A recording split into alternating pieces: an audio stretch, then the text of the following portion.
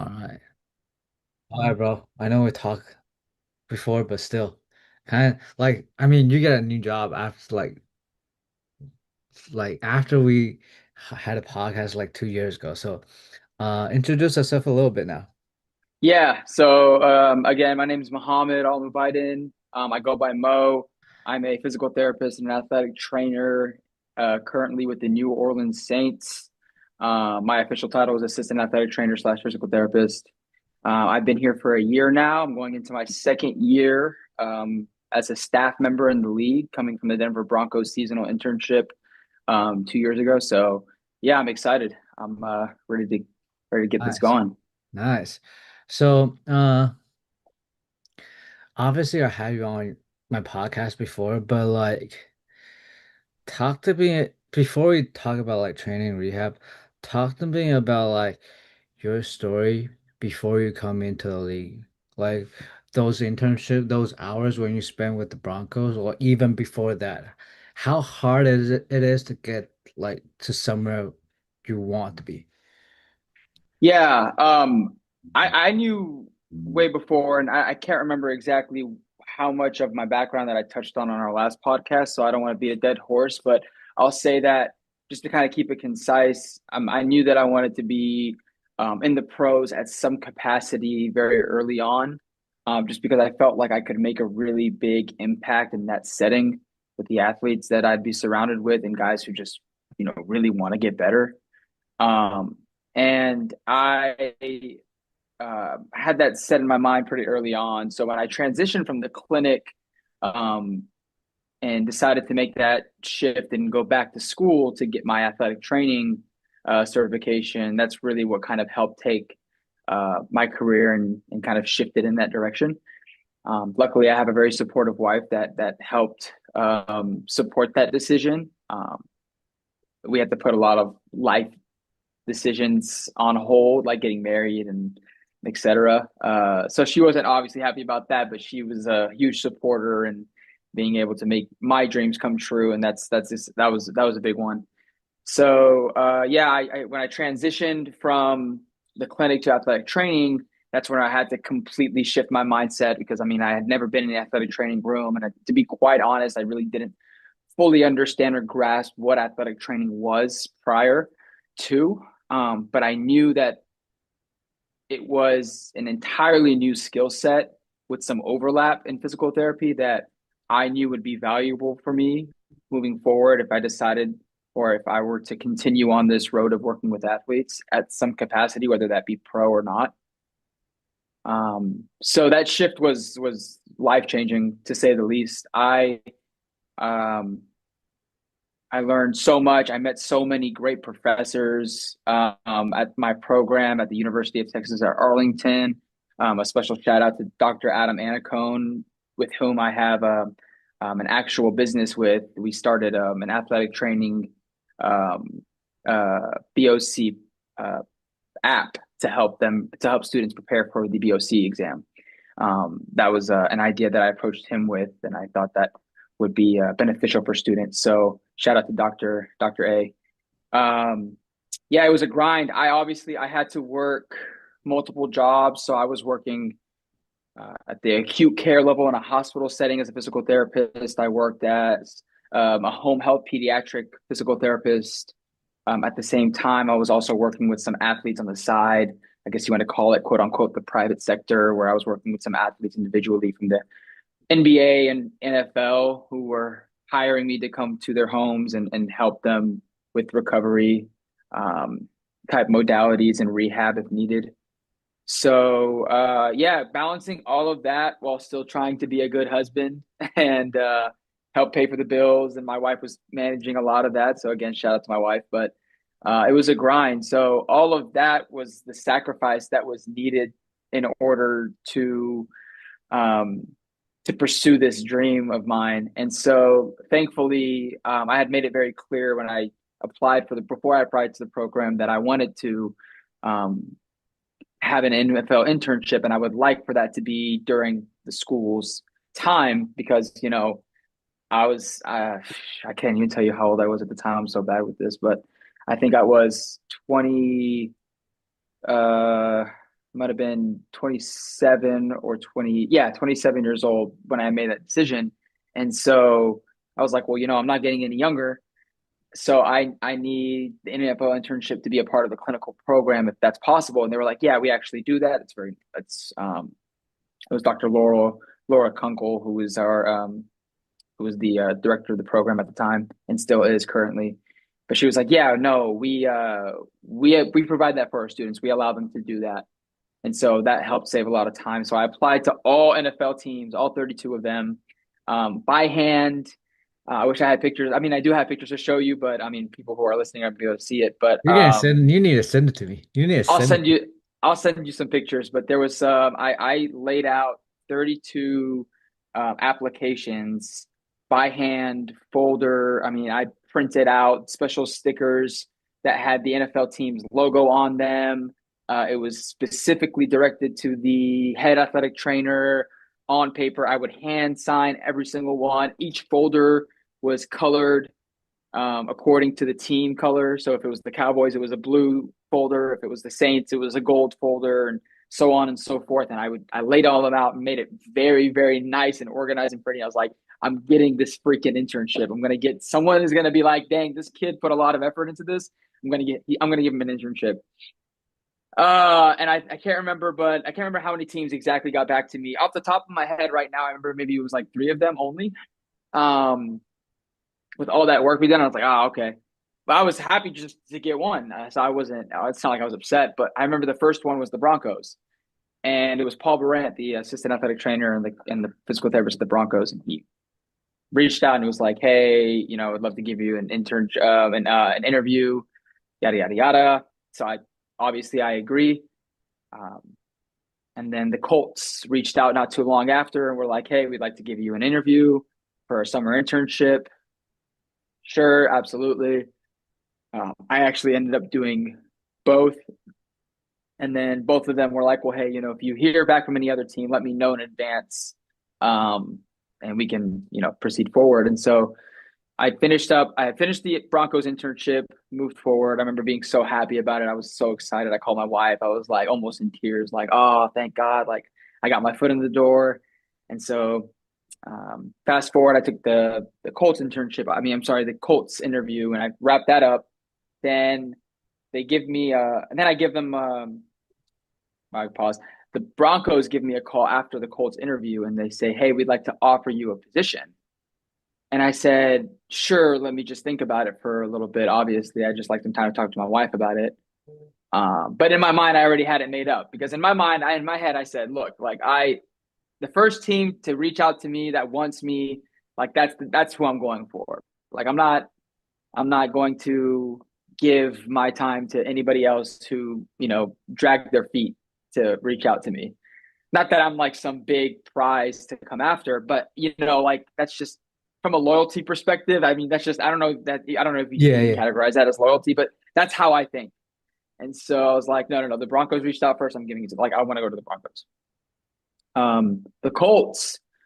Um, I called them and I was like, hey, I just wanted to let you know that the Broncos are offering me an intern, a position, um, and I think I'm going to go ahead and accept it.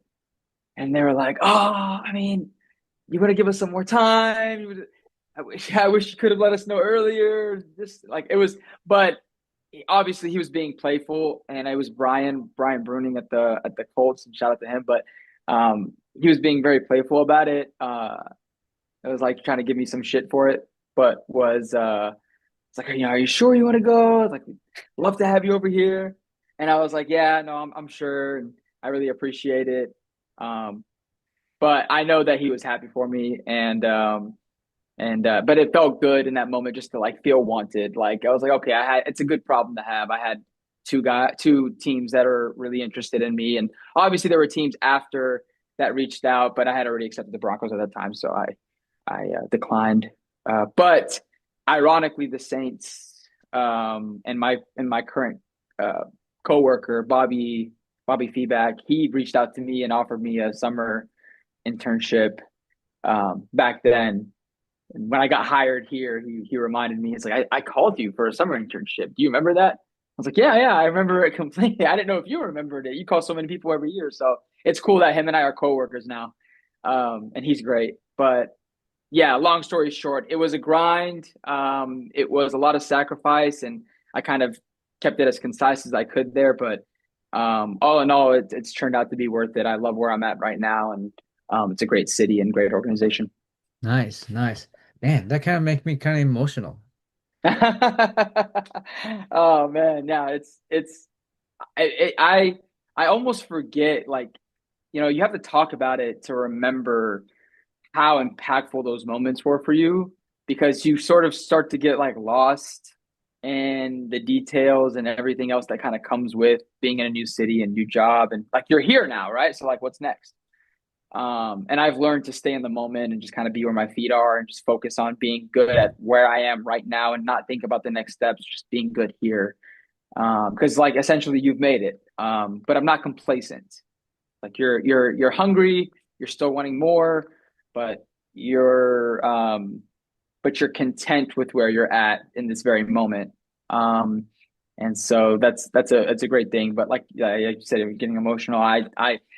I was almost like looking back, it's like, man, like wow, I forgot how impactful that Yeah, story was. yeah, Yeah, yeah. yeah. The reason why I asked this is because like last no 2 weeks ago I was at Chicago like NBA Combine and we hang out with a lot of like Jiggly strength coaches, NBA strength coaches. Hmm. And what I found out is like everybody have their own story before they get into the league. Like it's somehow kind of different, but somehow it's kind of the same. Like the same grind. You had to go through all that, like all that shit. Have to sacrifice a lot. So, and another reason is like all the strength coaches were hanging out at the White Sox game.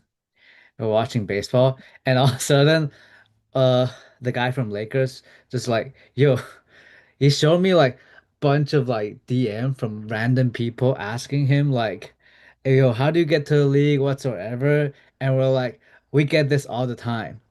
So I feel like asking like guys in the league how they got their first job in the league is probably like very important to the young guys out there who want to be in the league. And another thing like I said why your story made me kind of emotional is because I remember like last year before Denver offered me the job. So one of my close friends, he was consulting for some NBA teams and NFL teams, and he was at the NBA before. So he was like, "Yo, you need to like DM message every single person on the NBA staff on every single team. Like send your resume whatsoever, like let them know you wanted like internship whatsoever." So I was like, "Okay, I'll do that." So I literally DM every single person I know. Not like I Google like all 30 teams like staff. I find them, I track them, DM them on LinkedIn whatsoever. Man, it's crazy. Wow. Yeah, that you have to do that. Like those are the small things you don't think about when you're networking. It's so important. I tell a lot of the guys who reach out to me on LinkedIn and ask me like, how did you get here and what did you do? And I was that person, so I always try as best as I can to the people that I feel are very genuine, and they're not sending me chat GPT messages.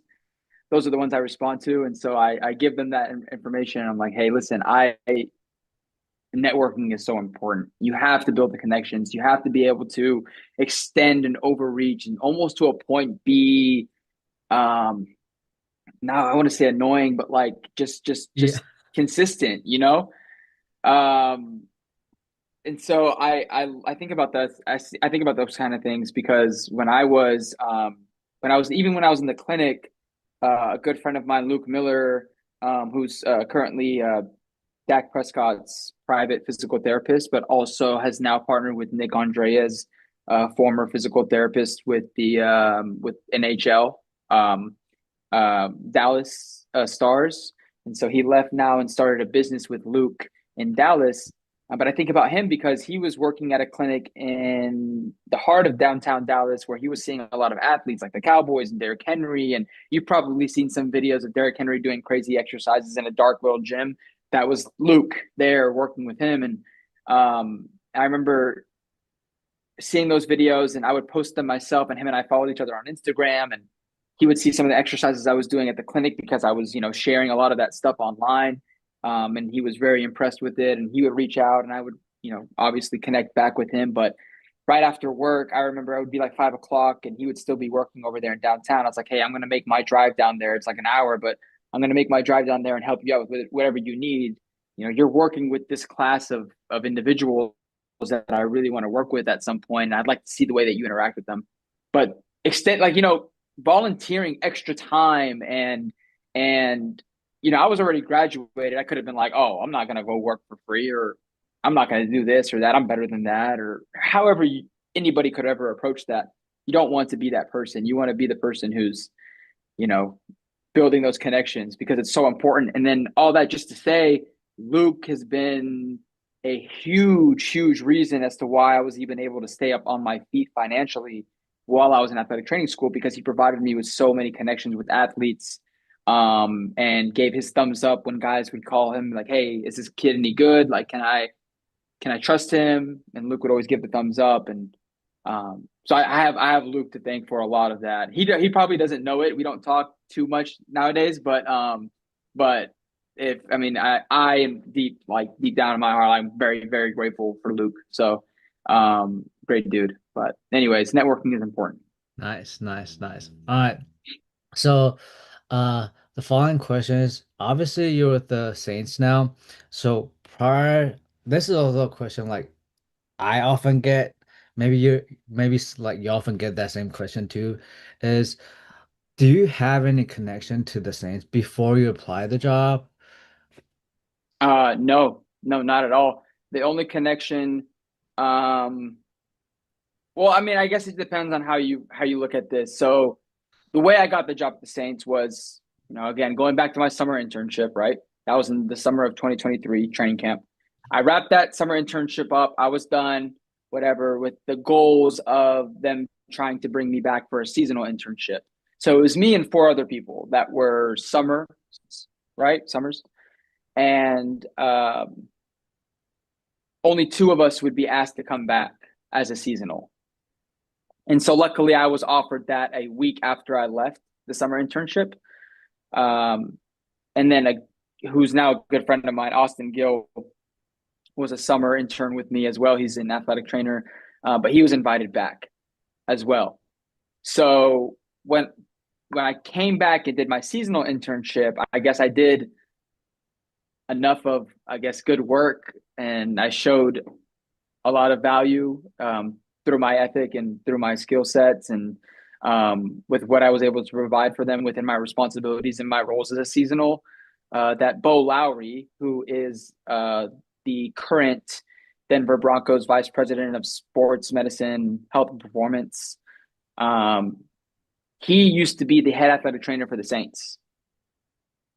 And so he has a lot of connections with the Saints. And if you follow the football world, Sean Payton used to be with the Saints. And so when Sean left to come to the Broncos, he took Bo Lowry with him. And a lot of other people followed. So there's there's a lot of crossover between these two teams, as far as employees and players and coaches go. But Bo, I guess, saw value in me. And so I remember it was like week 17. Actually, I vividly remember it was week 17 against the Bengals in Cincinnati. We were playing the Bengals. It was the night before the game. We were in the hotel, and I was reading Daniel Bove's book. I was reading, I was rereading the quadrant system, Daniel Bove's book, and I was reading it. And he comes up to me and he's like, hey, do you have anything lined up after this internship? And I go, no, I don't. I was thinking, I'm looking at job offers online, and I'm applying currently, but nothing lined up yet. No, why? Would you like an opportunity with the Saints? And I just remember like, in my head, I wanted to be like, fuck yeah. Like, what are we even talking about? Duh. Like, don't ask me that stupid question. Yes, I do want an opportunity with the Saints. But he's like, would you like an opportunity with the Saints? And I'm like, yeah, that would be amazing. I would love an opportunity. He's like, okay, send me your resume, and then I'll forward that over to the head trainer. They're currently looking for a replacement right now. And I said, okay, sounds good. We'll do. Done deal.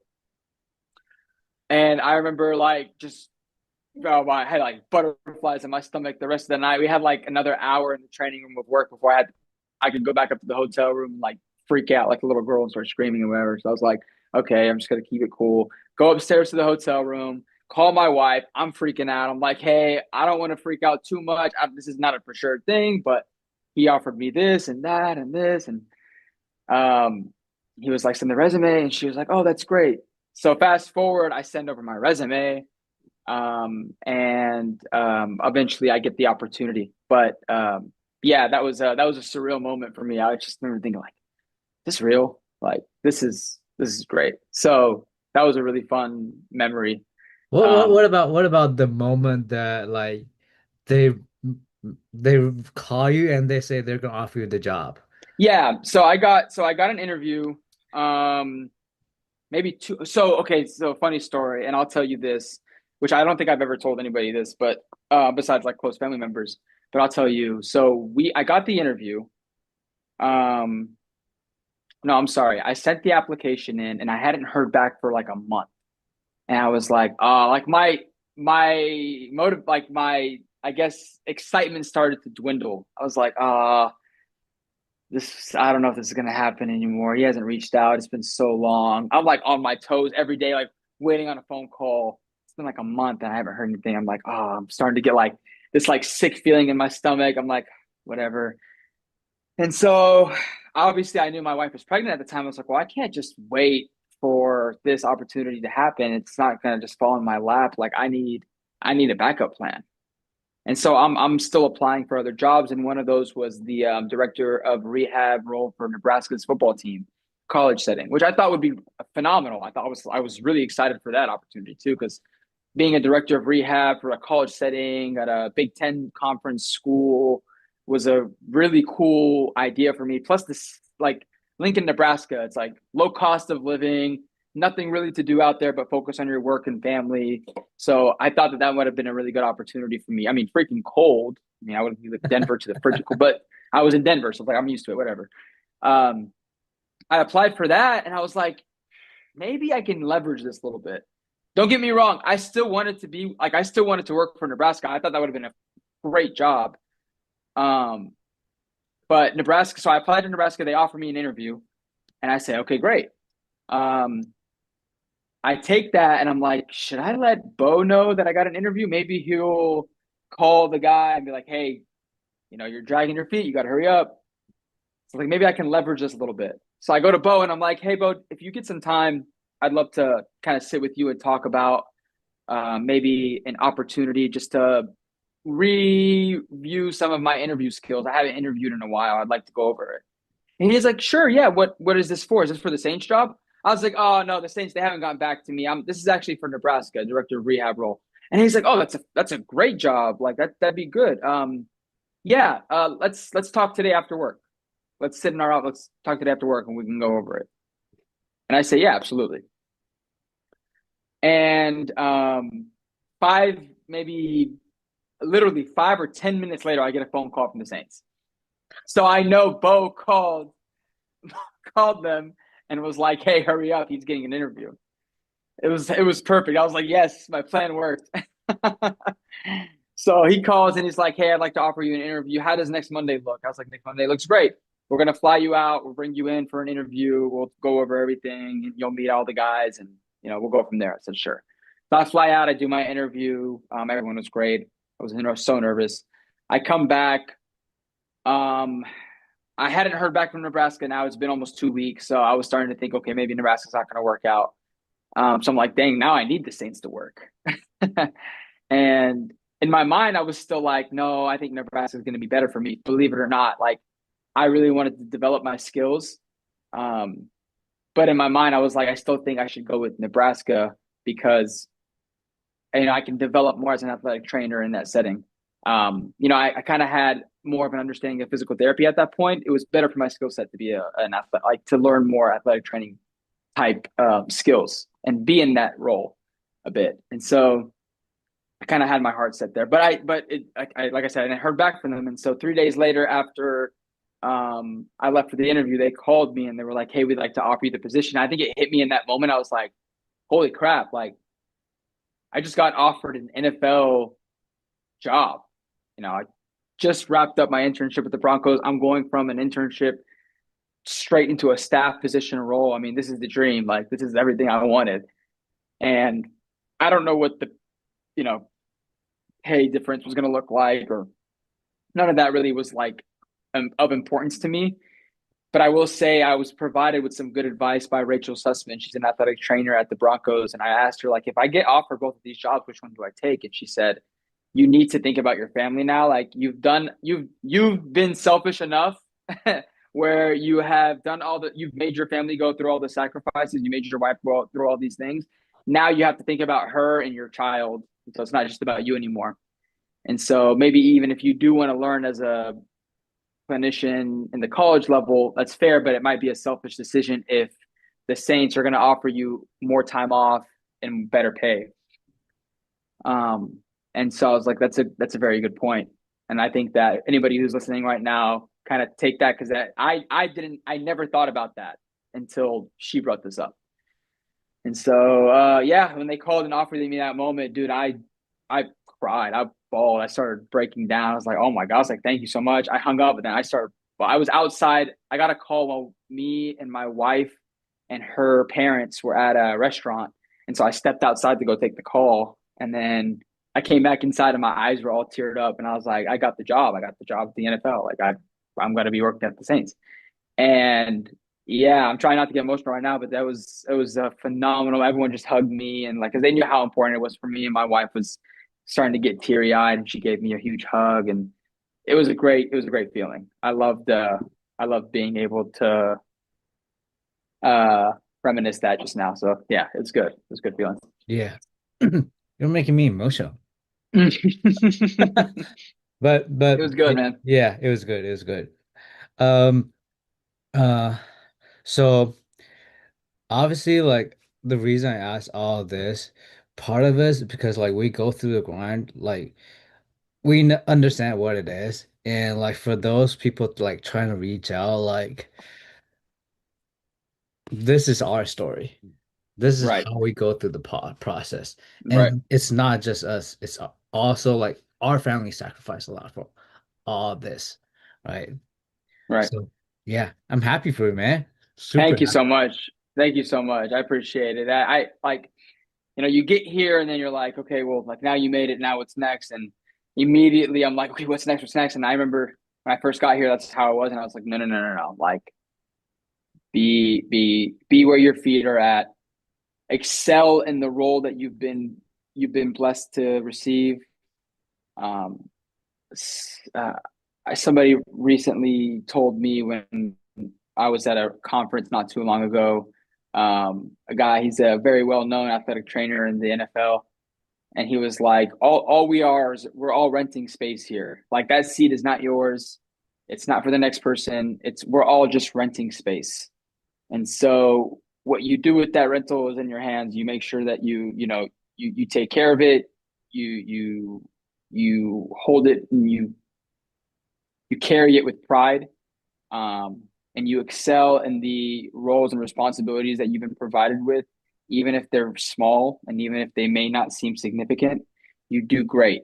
And eventually someone will recognize that and see that you're ready for more. And that stuck kind of home with me. And I try to work and live by that professionally now, so that I don't get lost or get carried away and trying to be, you know, overly anxious for the next thing. So be where my feet are at and excel at the responsibilities that I've been provided with is the goal right now. Nice, nice. Yeah. Um, Obviously, like we both done. This is your first year on staff. We both like finished our first season. So Yeah. Congrats to you as well. By the way, I know I said that off camera, but I wanted to say it on thank as you, well. thank So you. congrats. But is it what you think it is after the first year? It's almost better than what I thought it was going to be after the first year. The first year was hard because, you're trying to understand a new system. And having been part of the Broncos before and knowing their system and what's expected, and that was my first exposure, you kind of already have this kind of preset notion or a nice idea that, this is what it's supposed to be like. And that's just not the case for anything. And again, I don't really have much experience in the NBA besides my little stint with the G League for a little while as an intern. But I would imagine it'd be the same in the NBA as well. But every team, every city has their own culture, has their own style, has their own leadership, and every leadership has their own style that transcends into the training room. And so you try to adapt and you take on those new changes, and yeah, like I said already, you adapt. And so I like I said, the first year it was pretty tough just because again you're trying to understand where you fit in this new organization where you're not getting in the way but you're helping them excel. uh, and so I struggled with that a little bit in the beginning because I didn't want to be in the way and I didn't want to not be doing what I was expected to do. But once you get here, you understand that, um, if you tend to overthink things, and that's me, I'm an overthinker, that you're gonna get carried away and you're gonna get lost a little bit. So really, like, and this is what I love about the New Orleans Saints is that they allow so much autonomy here, and they provide you with so much range that they're like, there's no ego involved. If you feel like you can handle this, then we will let you handle this without having to tell you that you're going to handle this. And so that's new for me because I've always been told this is what you're supposed to do.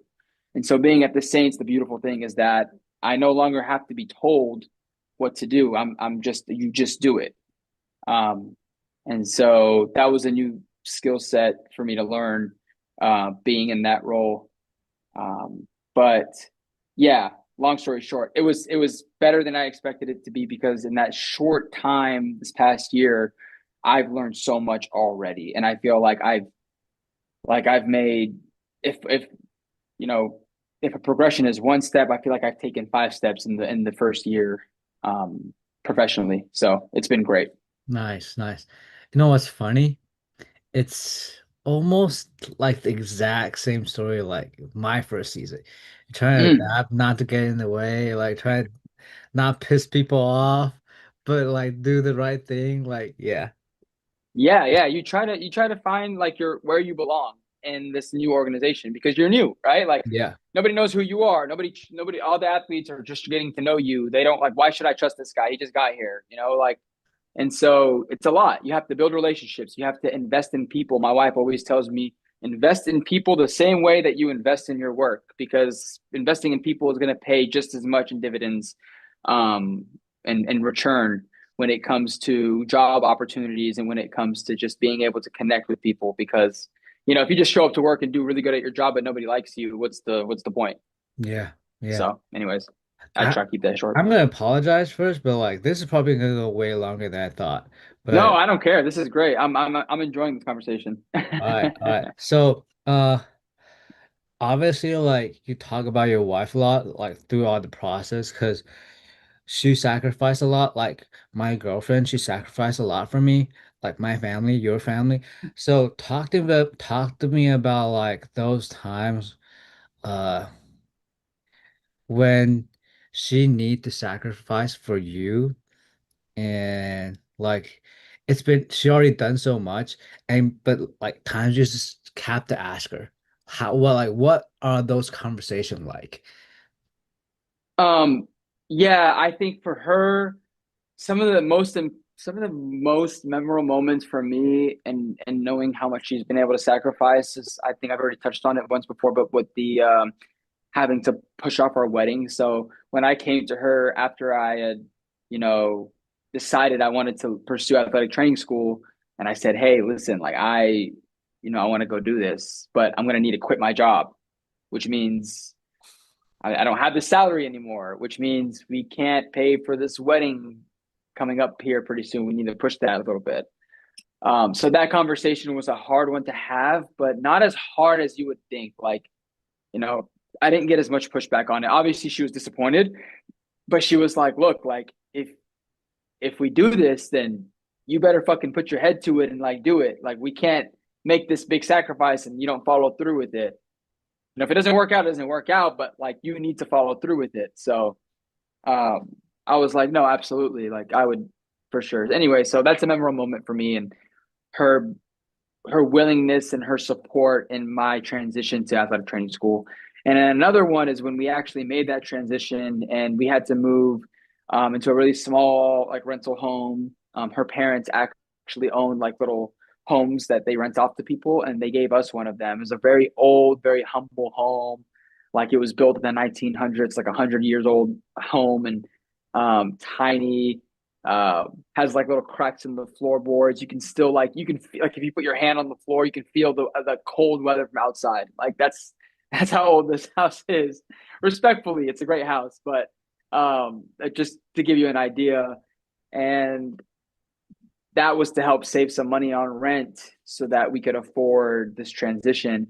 And my wife paid rent. Like my wife was working as a teacher and she paid for rent while I covered a lot of the car bills and the Wi-Fi, and she would cover electricity, and we did what we could. But because of the lack of income that I had coming in while I was trying to maintain school and her stability and her income, she had to take on a little bit more of that, which meant she didn't have as much money for herself because she's investing in our home because of my decision. So that's a big, big memory for me, and me knowing that she sacrificed that for me makes it so much easier for me. Not that I wouldn't have done this for her anyways, but like knowing that she was that kind of woman, like would made it so one, it made it so much easier to marry her.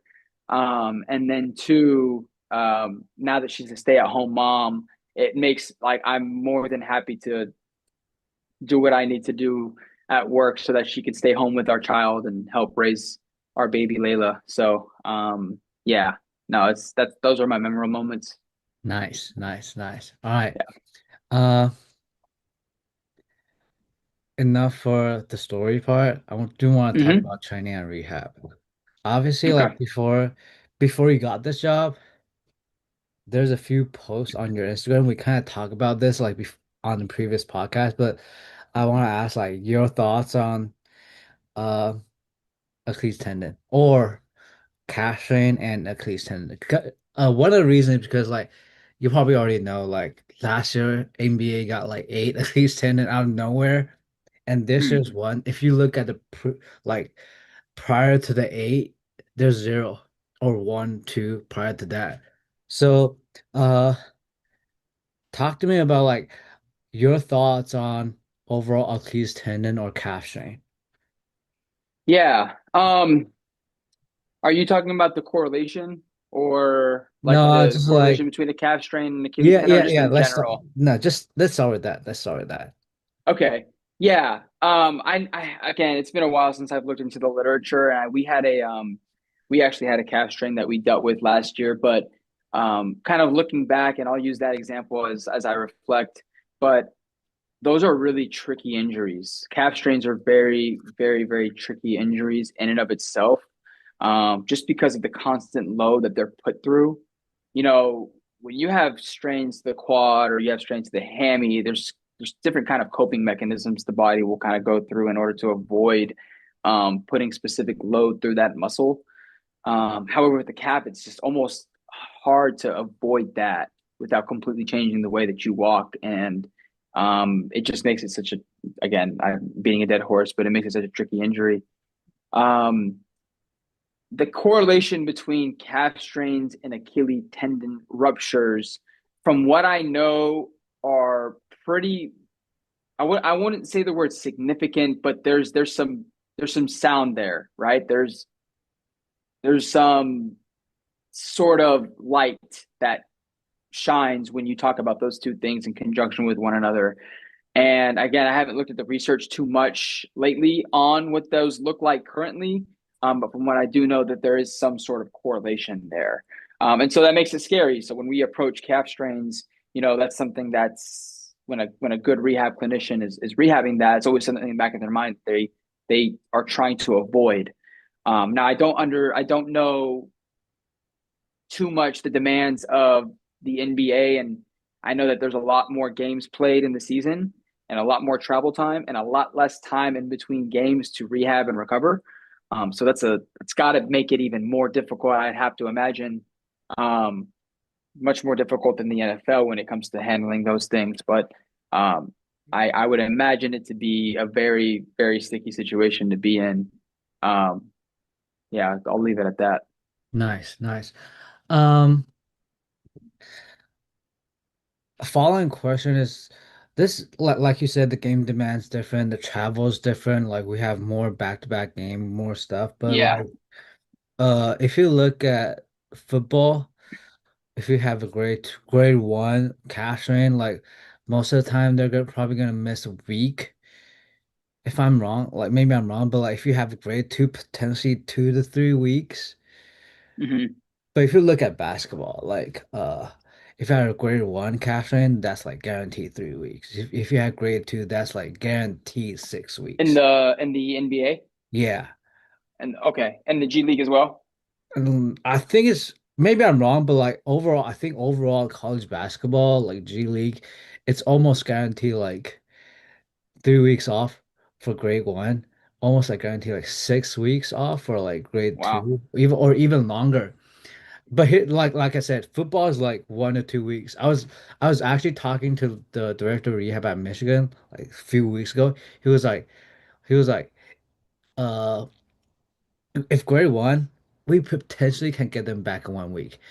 Grade two, like 3 weeks, kind of long. So I was like, uh, talk to me about like your process when you like if you have or like if you ever deal with a calf strain, like your rehab process. Yeah. I think first of all, if we're talking about a grade one or grade two injury, let's just stick with grade one just to keep it simple. If we're talking about that, I think first and foremost, you would look at the mechanism. How did they strain the calf? What exactly did that cause? Were they were they take a misstep and it was the decelerative portion um, of the movement that caused the strain. So was it eccentric load, um, maladaptive, you know, dysfunction there? Was it the fact that they weren't able to tolerate that decelerative load? Was it a strength deficit? Um, and in the NFL, we don't necessarily test isometric calf um, baseline exams, right? So we're really only going to get that number after the fact, after we've already injured, which at that point the data is going to say what it does. But if again, I'm looking at it from the base of it. What are the provocative movements functionally? Can he walk pain free? Is there a focal tenderness? How long does that tenderness extend? You start looking at the BAMIC scale. I don't know if you're familiar with the BAMIC, but you've got your grade one, grade two, grade three, and then there's A, B, and C, depending on where that injury actually is, whether it's in the muscle, whether it's musculotendinous junction, and whether it's intratendinous. I mean, all those things are going to help kind of guide your decision when it comes to how long it's going to take for this guy to get back on the field. So, assuming that this is a muscle, this is typically falling more into that A category, which makes it a lot more of a faster recovery as it should be because there's more blood there. Um, okay, so that's where we start. And then from there, it's like, okay, well, what are the deficits? Obviously, strength will probably be a deficit. Is it more medial, lateral, gastroc focused? Does that those strength numbers, strength deficits, when you're testing them, does that represent one another when you're actually testing them in an isometric position? Does it change? Does the strength deficit change when you go from knee extended to knee flexed? And so now you're considering different factors there regarding, is this a soleus issue or a gastroc issue, mainly. And then from there, you start to build. So once you've gathered all of your exam findings and once you've gathered all that information, you as the clinician can make the decision as to what exercises are going to help. And so you start kind of reverting back to a kind of basic strength and conditioning focused principles where it's, you build the capacity first and then you start to build strength. And then from there, you promote and build power through movement, and see if they can tolerate that. Now, let's say, for example, this guy can't walk um, without pain. That doesn't necessarily mean we're not going to walk. We could probably get you in a HydroWorks pool. We can get you in an Ultra G. We can offload you a little bit, bring the weight down, and really start to kind of ramp you up from there.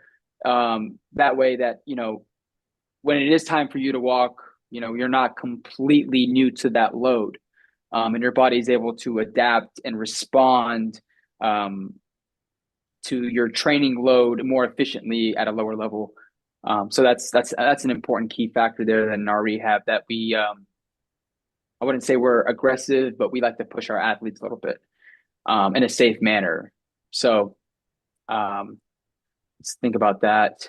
And then again, like I said, you build the capacity, you build the strength, you build function and power, and then you start transitioning them into their loads that they typically do. Um, you bring them to the field and you have them go through their individual work or their drills.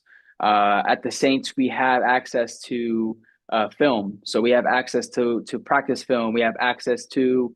We can call our guys upstairs and be like, "Hey, he injured himself here. Can you send me the video?" And they'll send us a video of where the injury happened, how it occurred, if they have it. If it was during a game specifically, we can get that information. If it was during practice, we always have those recorded, and I can go back and look and see this is exactly the moment it happened. But I'll take that information, the video information, and I'll be able to pull some of the drills that I think fall in line with what I'm currently rehabbing. So if I'm working on his return to run progression and I'm thinking, okay, obviously we're not going to go straight into change of direction. It's going to be a lot of demand. So let's start with some linear focused sagittal plane movement things, A skips, A marches, build a little bit more of those front side mechanics. And you start to kind of build upon that, and then you start to build accelerative force, and start having him slow down at a certain distance. And we talked about this in our last podcast, but like entry velocity and things like that, and you start to consider a lot of those things. But I won't get into the weeds here, but I'll just leave it at, you want to go through that simple that progression of linear XL, linear XL decel, start introducing multiplanar stuff in the training room, whether that's just lateral lunges, and then from there, lateral hops. And then from there, it's actual entry velocity, 5 yards, 10 yards, whatever, and then going into change direction, and see if they can tolerate that specific to their position. But just to stop myself from rambling, I'll leave it at that. But Yeah. that's essentially how I would approach it. And then eventually, I think KPIs are important. You have to test consistently. You get them on a force plate, you get them on a force dex, because a lot of these things that we test for is not always going to tell how they're moving functionally. So just because we're testing their strength doesn't mean that they're ready to get out there. If they're 100% like symmetrical, we get them on the force plates and see that they're still not able to tolerate eccentric demand. And that's what got him in this issue in the first place. So we still have something that we really need to work on. And if I feel like he's not appropriate yet, we have those discussions within the team, and we can make that decision to extend it longer. Obviously, you don't want to do that. As best as you can, you want to catch those things early, but we can make those decisions if we need to based on the information that we're provided. So Nice, nice. I love it. So, the following question, I got another question is, obviously, like if you look at basketball in the past 10 years, we got more and more soft tissue injury. We got a lot of hamstring the past few years, a lot of groin in the mm-hmm. past few years, more calf in the past few years. And those type of injuries usually like in the past it's a football type of injury or it's a track type of injury. Like it doesn't show up in basketball as much in the like maybe like in the early 2000. Yeah. And I guess my question to you is like, do you kind of see the same trend in football? Like there's more and more injury that wasn't like like didn't have as much like maybe 10, 15 years ago? Yeah, well, it's funny because I don't know if you've ever seen my podcast. I mean, my post on the Achilles and drove. Well, actually, never mind. We had the first podcast we ever did was Yeah. about that. I think we talked about that a little bit. Um, Honestly, it's really hard because it's like you really have to consider like what's your timeline of data that you're considering when you're making these decisions? Like, okay, if I look at the last 3 years only, or the last 5 years only, then yeah, I can make the argument that Achilles injuries have significantly grown, or ACL injuries have significantly spiked and whatever. And the NFL, they do a summit with all the athletic trainers and physical therapists in the league who are dual credentialed, the PFAT summit. And when we were there, they actually, this past March, we went over a little bit of those things, and they kind of brought up some information while we were there. But a lot of that, and they mentioned it there themselves, it's so multifactorial. It's really hard to pinpoint a reason why that stuff is occurring, and if it even really is a true spike, because the game changes every single year, rules change, and it could be that could be a factor. It could be, the technology that we use now is just capturing a lot more of those injuries. And so is it really that there's a spike, or is it because we're actually recording the information better now? It's, who's to say, right? And so it's a really hard question for me to answer now, knowing what I know. Back then, as an arrogant little kid, like 5 years ago, back in my day, I would have been like, oh yeah, it's this and that. We need to do better at this and that.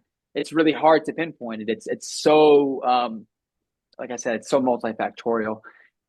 There's a lot of things that we can say may help mitigate those issues, and those are things that we're working on currently. And those are things that the PFAS organization has done a really good job at, bringing in committees from different types of. Bringing in committees with different roles and responsibilities within each own committee, to look at that information in the current literature and see if there's ways that we can mitigate that, whether that's conversations with the league about, maybe not allowing as much time off during preseason, to give guys a little bit more of a chance to build up the stimulus prior to training camp. Because what you'll find is a lot of those injuries, soft tissue injuries, typically happen in training camp. And the only thing that comes to mind with that typically is, guys are pretty much resting or doing whatever, and then they come into training camp and now all of a sudden have to fight for a job. It's a big gap difference in intensity, and that's a perfect recipe for injury, which is something I brought up in the Achilles post that I mentioned. That was a big theory of mine, that I was like, I really feel like with the data that were provided, I don't care about turf and I don't care about grass. I don't think that stuff is important. I mean, it is, but it's like, I think the bigger picture here is most of these injuries are happening during training camp, or it's happening on game day. And what are the two common themes between training camp and game day? It's intensity. Training camp, guys are fighting for a job. They have families to feed. I'm going to get this job. Game day, it's like, we need to win this game. High intensity, both situations. And so again, recipe for injury. And so when you have high intensity, but your body isn't able to produce or isn't able to adapt to what's needed to produce well or to compete well at that level of intensity, then that's when you start to get those injuries. But yeah. Nice, nice. All right. Know what you know right now, looking back, like, is it 2 years ago, 3 years ago, we make that post about Achilles tendon? Um, well, do you still agree with what you said back then? I think I agree. I'll keep it short. Yes. I agree with what I said in regards to that injuries are so multifactorial and we can't blame it on one thing. But I can't, and again, this is anecdotal, so this is not, you can't take it for word. This is just what I believe. I do think that um, that injuries are multifactorial, but that it's really dependent on the intensity that's produced. Like if I have a guy who's just going out for practice, he already has a starting job. He's obviously probably not. I mean, not to say that they're not going to put in hard work and effort into the practice, but the intensity factor is just kind of dwindled a little bit. So that kind of keeps you in the really good safety net area of when it comes from like force output type of from a force output positioning standpoint.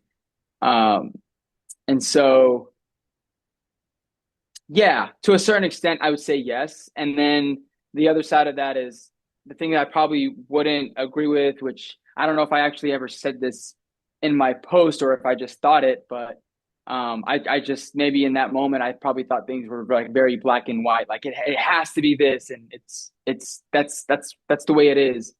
Um, or it's not turf, it's not grass, it doesn't matter, it's just intensity, like I just mentioned, and I'm kind of going back on it now, but it there is some sort of connection with turf, and there is some sort of connection with grass. There's a factor there. When you say multifactorial, those things are included. So it's kind of, I want to say dumb, but it's like it doesn't make sense for me to say that things are multifactorial, but then to also say that it's not grass and it's not turf. So it's like, um, yeah, yeah, that's kind of where I would fall currently with my thoughts. Nice, nice. All right, all right. Yeah.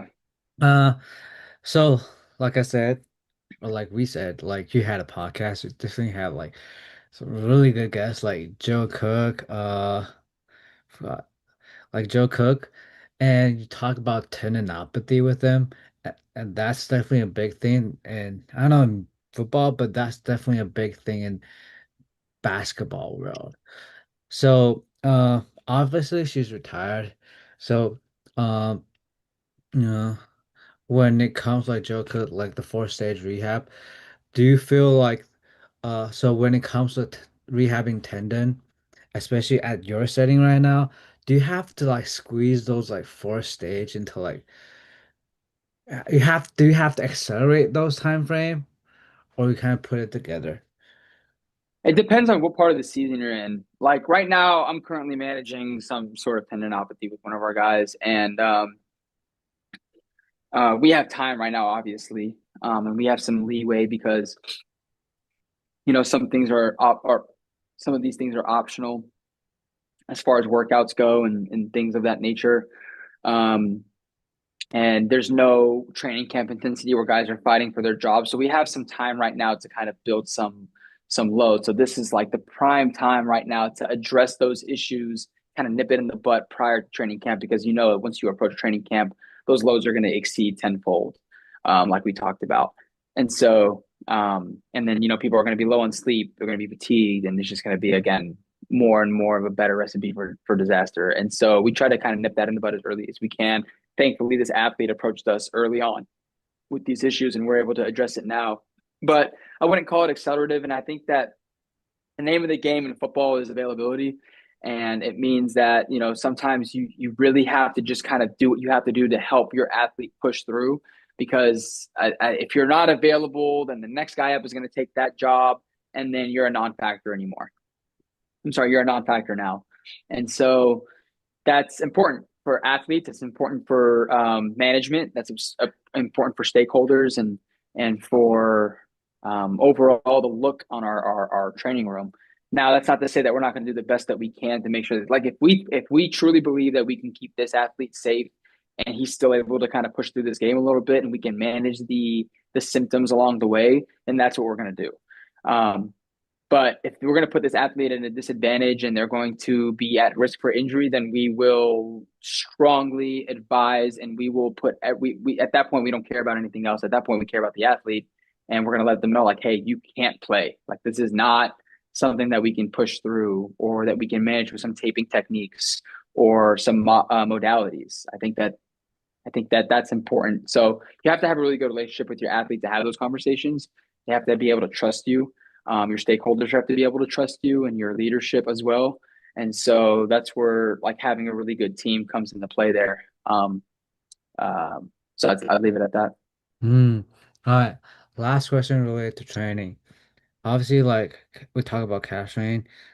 Uh, what about hamstring? Like, Hamstring. yeah, like obviously, like we're doing more and more force frame, like Nordic hamstring, NordBord whatsoever, but like just keep popping up. Same thing keep popping up. So thoughts on like hamstring strain? Yeah, yeah. It's tricky. Hamstrings are so tricky because I mean you could have a guy come in, like you just said, produce crazy amount of force on a NordBord, but is dealing with a grade 1 or grade 2 hamstring strain, whatever. And so like those two don't. So you have to kind of start looking at it from a different perspective than just NordBords and force plates now. I had a really good conversation with Ali Boudreau. She was at the Pels. She was their physical therapist at the Pelicans, and now she is with the New York Giants. Yeah. Are you familiar with her? Yeah. You're nodding your head. Okay, yeah, yeah. So Ali Boudreau, and she's super smart. I got to connect with her while she was here for a little bit. But that's her thing is hamstrings. So we actually talked about this not too long ago, and the topic of conversation was just that. You know, if you have a guy who comes in and produces X amount of force on a NordBord, but he has a grade whatever hamstring strain, you know, like you just have to approach this differently. What do you do? You start to, again, going back to the conversation that we had about the calf strain, you have to look at the mechanism of injury. How did they hurt themselves? Was it in the late terminal swing phase in that extended position? Where's the injury? Is it proximal? Is it middle? Is it distal? Because that's going to play a big role into which decisions you make when it comes to how you're going to test this athlete to know if he's getting better. In your exam, what's provocative? Is it on his stomach prone 90 degrees? Is it 60 or 30 degrees? You know, the further away, making that lever arm longer, is that where he starts to feel it? I don't feel it at 90, but I feel it at 30. Okay, that's the big difference. You know, like what muscle plays a key component at the 30 degree versus 90, which EMG type of, you know, which muscle is activating more in that position? And does that align with the muscle that they're complaining about? And if it does, great, then you're on the right track. And you start to think about, again, going back to KPIs and stuff like that. Okay, they're producing really well on the NordBord, but they have this I don't know, let's call it the semimembranosus midbelly strain, grade 2. That it's like, okay, well, are they compensating on the NordBord? They're keeping their hips extended. Maybe there's a reason why they're able to kind of get around that and still produce good force. So are you like go back and look at their footage? Are they actually, you know, doing that correctly? Are they compensating? How are they compensating? Are they flexing at the hip? Okay, boom. Again, we're kind of falling back into that. We're starting to get our rhythm now, like understanding where we need to go with this. Um, Going back to the BAMIC grading scale, I think that's important because it tells you how long you should expect for this athlete to kind of get back. Mid belly MTJ or at the intratendinous, which intratendinous is obviously going to take a lot longer. Um, yeah, I'm trying to think, and again, it comes back to your exam. If you know that your athlete is excelling in all these positions, let's say I'll give you an example. Let's say like all of your prone 90 manual muscle test 60 30, all that is fine. He's strong, he's symmetrical, he's good. We get him on his back and he flexes his hip all the way up to his chest, and then you have him do like a hamstring curl in that position where you really lengthen proximally the hamstring tendon. I'm sorry, the hamstring muscle. And then you have him contract. He feels it there. Okay, this is more of like a proximal hamstring type of issue. Now what do? Well, you know, a standard hamstring curl test with the, you know, 90 degrees is not really going to tell you much if you're sitting. So maybe put him in this like, you know, standing position, leg on top, isometrically contracting, you know, putting him in that late terminal swing phase position with your hip and with your knee and testing strength in that position.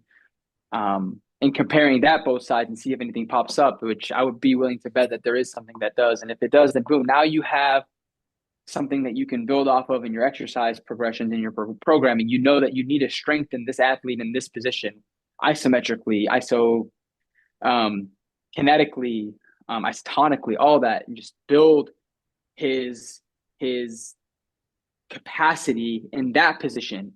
And you go back, and I'm willing to bet that if he gets stronger and that asymmetry starts to close up, I'd be willing to bet that he feels better with running and that everything else functionally starts to align as well.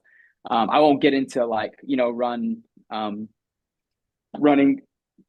management and how you do that. I'll kind of leave that to the audience there. But that's how I would look at it from a clinical perspective, um, examination and testing wise.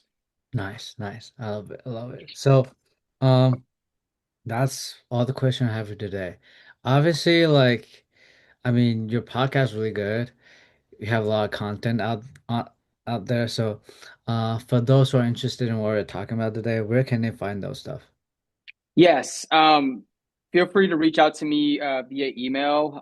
My email is Mohammed Almubiden at yahoo.com. That's my personal email. Feel free to reach out. And then on my Instagram, it's Mohammed Almu.pt.at. And you can find me on Instagram. I'm open to a conversation. I'm open to thoughts. And if you just want to chat or connect, I'm more than happy to do that as well. I love helping people. I mean, that's what I did. Like we talked about off camera, that's how what you have to do to kind of build those relationships. So I'm more than happy to provide that for others who need that. Nice.